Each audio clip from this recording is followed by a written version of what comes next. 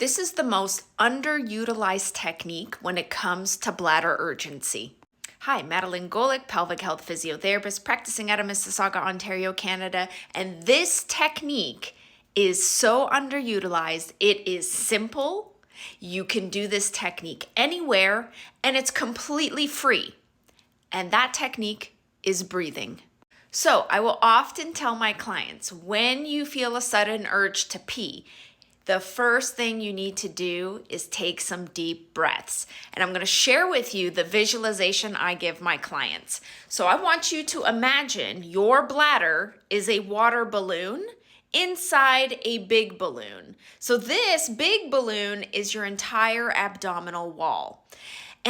And what I often notice with bladder urge in my clients is that there's this holding, there's this stress around making it to the washroom, and rightfully so if you've experienced an accident. So we go into these gripping holding patterns, which actually puts pressure, more pressure on the bladder.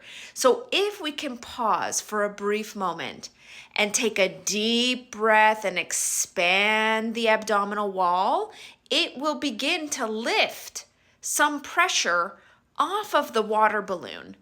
And when we take slow, controlled, intentional breaths, our pelvic floor, which is the bottom of the balloon, also begins to lower and relax.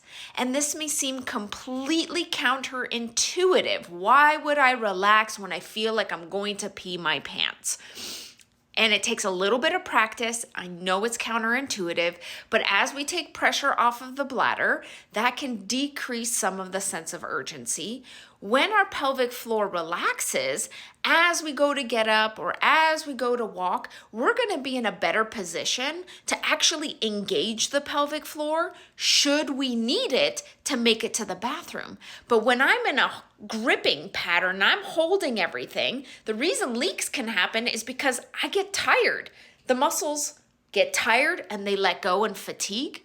If I really need to squeeze a bit more, I can't squeeze anymore because I'm fully squeezing already. So it makes it difficult for the pelvic floor to move in order to support us.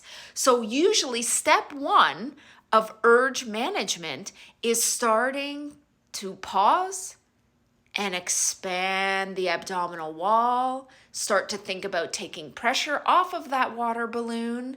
And after about 10 to 15 breaths, usually I'll have clients go to step 2 and 3, but for the purpose of this video, I'm sharing step 1. So give that a try.